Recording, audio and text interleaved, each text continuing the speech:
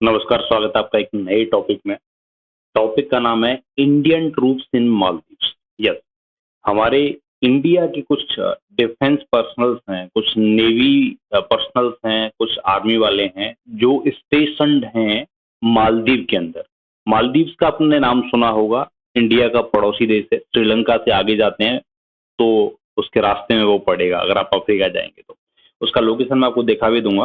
फिलहाल आप ये समझ लीजिए कि अपने कुछ सैनिक, कुछ हजार सैनिक, अब टोटली कितने हैं ये तो जगह जगह पे डिफरेंट डिफरेंट लिखा हुआ है, लेकिन कुछ हजार सैनिक वहां पे रडार लेके और कुछ अदर इक्विपमेंट्स लेके, कुछ हेलीकॉप्टर लेके रहते हैं।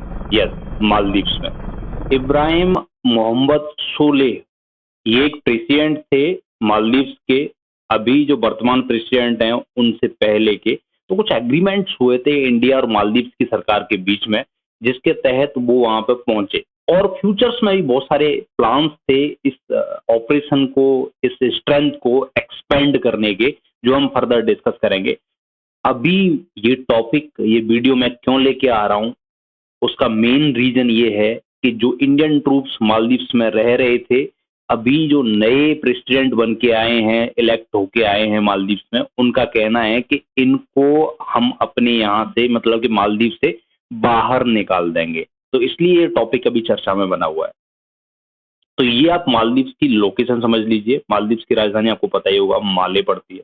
ओके, तो ये इंडिया है, भारत है हमारा, यहाँ पे श्रीलंका है, यहाँ द्वीप समूह है, आइलैंड का एक समूह है मालदीव्स। बीच में एक छोटा सा, ये देख रहे होंगे आप, टापू है। तो यहाँ पे इनकी राजधानी है। इन सारे जो समूह मिलके बनाते हैं, इनको बोलते हैं हम मालदीव्स। ओके, तो बहुत ज्यादा दूर नहीं है इंडिया से, इंडिया का पड़ोसी देश है, क्योंकि हमारी समुद्री सीमा इससे लगती है। तो अभी जो वर्तमान प्रेसिडेंट हैं, जो इलेक्ट होके आए हैं मालदीव्स के, उनका नाम है मोहम्मद मुइज्जू। यस, ये जो आप देख रहे हैं ना, ये मोहम्मद मुइज्जू हैं। और ये हैं हमारे अर्थ साइंसेज मिनिस्टर किरेन रिजिजू। तो ये इन दोनों की मुलाकात हुई है अभी रिसेंटली, क्योंकि इनका, मोहम्मद मुइज्जू ने जो चुनाव लड़ा था ना, उनका मुद्दा ही यही था कि जैसे ही मैं पावर में आऊंगा ना, सबसे पहले जो इंडियन ट्रूप्स हैं यहाँ पे, उनको यहाँ से मैं बाहर निकाल दूंगा मालदीव से। तो इनके अपने थॉट प्रोसेस है, इनका अपना कहना है। हालांकि ये प्रो चाइना प्रेसिडेंट हैं मालदीव के, चाइना सपोर्ट करते हैं, चाइना के हक की बात ज़्यादा रखते हैं। इंडिया के अगेंस्ट में इनके विचार थोड़े से डिफरेंट हैं। हालांकि अभी वर्तमान में जब ये इलेक्ट होके आ गए हैं प्रेसिडेंट, तो इनका कहना है कि नहीं, मैं ना चाइना की तरफ हूँ ना इंडिया की तरफ हूँ, मैं तो अपने देश का फ्रीडम चाहता हूँ।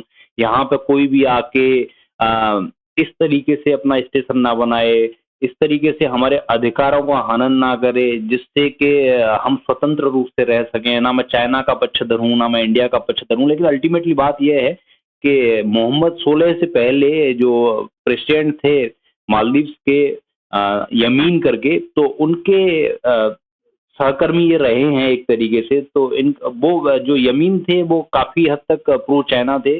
उसी पक्ष को आगे बढ़ाते हुए ये उनके पार्टनर रहे हैं एक समय पे।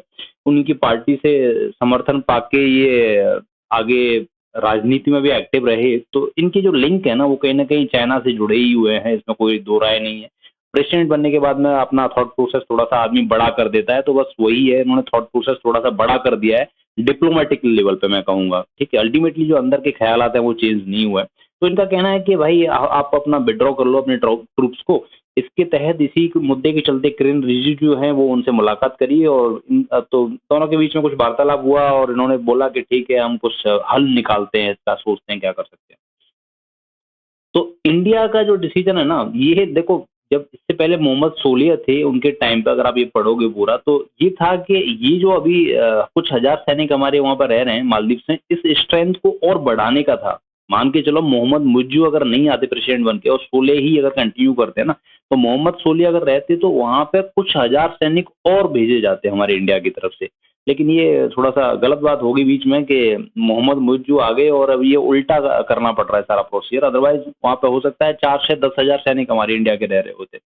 ओके, तो ये काफी अच्छा दोनों देशों के बीच में डिफेंस पैक्ट या डिफेंस का संबंध बन गया था, और ये बढ़ रहा था आगे तेजी से। तो ये पेट्रोलिंग करते थे हमारे शिप्स जाके वहाँ पे उनके वाटर्स की, क्योंकि आइलैंड नेशन है तो आसपास में जो हमारी नेवी के पर्सनल्स वहाँ रहते थे ना, वो 2000 के आसपास बताए जा रहे थे, वो वहाँ पे पेट्रोलिंग करते थे और कुछ इमरजेंसी कंडीशन अगर वहाँ पे आती है तो उसके लिए भी तैयार थे। एक बार तो उनके पार्लियामेंट पे कब्जा कर लिया था वहाँ की डिफेंस, वहाँ के जो विद्रोही थे उन्होंने, तो इंडिया ने मदद पहुंचाई थी, 80s की बात है ये, मालदीव्स में, और इंडिया की मदद से ही ये हो पाया था कि विद्रोही वहाँ पे कब्जा नहीं कर पाए, अदरवाइज वो जो एयरपोर्ट था, प्रेसिडेंट हाउस था, सारा कब्जा लिया था वहाँ विद्रोही ने। तो ये फ्यूचर में ना ये सब ना हो, इस सब के पीछे भी मोहम्मद सोले चाहते थे कि अगर हमारा इंडिया का प्रेजेंस वहाँ पर रहेगा तो जो टाइम डिले होता है ना कि इंडिया से रिक्वेस्ट करेंगे, इंडिया मदद वहाँ पहुंचेगा, 10 12 15 घंटे का टाइम डिले, वो सब खत्म हो जाता। और वहीं पे अगर स्टेशन हमारे स्टेशन अगर इंडियन आर्मी वहाँ पे या इंडियन नेवी पर्सनल्स रहते तो आगे अगर ऐसी कोई घटना होती तो उनको अच्छी तरीके से मदद मिल पाती। दूसरी सिचुएशन ये भी है कि भूकंप आ जाए, कुछ सुनामी आ जाए, कुछ और भी ऐसी कोई सिचुएशन आ जाए, तो उन सब के लिए भी इंडिया हमेशा ही तैयार रहता है। ऑब्वियसली बड़ा दिल है इंडिया का, तो उस समय भी राहत मिलती है इन सबको। लेकिन इनकी जो राजनीति है वो इंडिया चाइना इन दोनों के बीच में झूलती रहती है। एक बार जो प्रेसिडेंट आता है वो प्रो इंडिया आ जाता है, एक बार जो आता है वो प्रो चाइना आ जाता है। जनरली मैं यही देख रहा हूँ, पिछले 4 5 बार से यही हो रहा है। तो अभी जो प्रेसिडेंट है मोहम्मद बुज्जू, वो प्रो चाइना है, तो वो नहीं चाहते कि हमारे वाटर में इंडियन नेवी आके वो पेट्रोल करे या फिर इमरजेंसी में हमारी मदद करे। वो चाहते हैं कि चाइना आए, यहाँ पे एयरपोर्ट बनाए, यहाँ पे बिल्डिंग खड़ी करे, यहाँ पे रोड्स बनाए, हम कर्जा लें, हम कर्जे में डूबे। उस तरीके का सोच है कुछ, आई थिंक सो, क्योंकि अभी भी अगर डेट ट्रैप को नहीं समझ पा रहा अगर कोई कंट्री चाइना के, तो ऑब्वियसली वो बेवकूफ़ ही होगा, या फिर हो सकता है उस बंदे को जो ये सब चीज़ें डील कर रहा है उसको हो सकता है पर्सनल लेवल पे कुछ फ़ायदा हो रहा हो। देश का तो भला कभी करता नहीं है चाइना। ओके, तो खैर, तो आगे बढ़ते हुए अभी डिक्लेयर ये करते हैं कि हम मोहम्मद मुज्जू ना तो प्रो चाइना है ना प्रो इंडिया है, लेकिन इनकी जो एक्टिविटीज़ हैं ये पुराने प्रेसिडेंट हैं। अभी जैसे मोहम्मद मुज्जू हैं, उनसे पहले मोहम्मद सोलिया थे, उनसे पहले ये यमीन साहब थे, तो इनके ये काफ़ी प्रो चाइना ख़यालात थे और खुल के बोलते थे कि चाइना ही हमारा कुछ भला कर सकता है। तो उस तरीके से संबंध इन्होंने बनाए रखे थे। अभी मोहम्मद मुज्जू क्योंकि इनसे काफ़ी प्रभावित हैं, तो इन दोनों के जो ख़यालात हैं वो सेम है। वो चाइना की मदद ज़्यादा लेना चाहते हैं, इंडिया को नहीं रखना चाहते उतना एक्टिव मालदीव्स के अंदर। ये सोलिह साहब थे जो इंडिया को काफ़ी वरीयता देते थे। तो खैर ये संबंध झूलते रहते हैं, आगे कोई नया प्रेसिडेंट आएगा, नई सिचुएशंस आएँगी, फिर ये रियलाइज़ करेंगे कि इंडिया की जो डिफेंस है वो यहाँ पर रहनी चाहिए, नहीं जानी चाहिए। तो whatever happens in next few years, फिलहाल के हिसाब से तो मैं कहूँगा अगर इंडिया के ट्रूप्स वापस आते हैं तो ये मालदीव्स के लिए ज़्यादा खराब है मेरे हिसाब से, क्योंकि चाइना का डेट ट्रैप, चाइना का जो सिस्टम है, चाइना का जो ऑपरेट करने का अंदाज है, उसमें मालदीव्स और ज़्यादा ग्रिप में आ जाएगा, इजीली ग्रिप में आ जाएगा।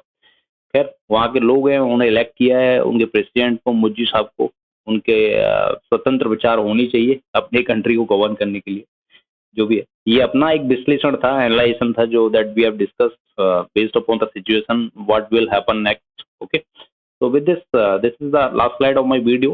94% of you are watching my videos without subscribing this channel. So please, if you want to get updated in respect of such topics, do subscribe this channel, Scoremate KB. So thanks for watching. Jai Hind.